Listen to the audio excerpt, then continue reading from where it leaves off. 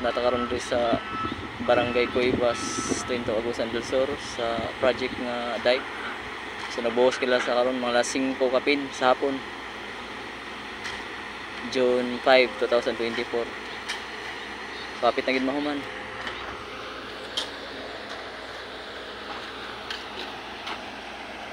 Final touch na yun.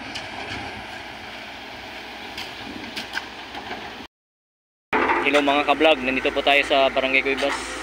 So dito po ang construction sa dike.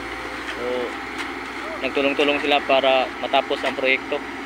Araw-gabi silang gumagawa. Manang kuan gyud.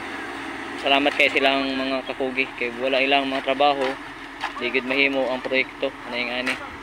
God bless and more powers to come mga pugihan na mga mason ug helper.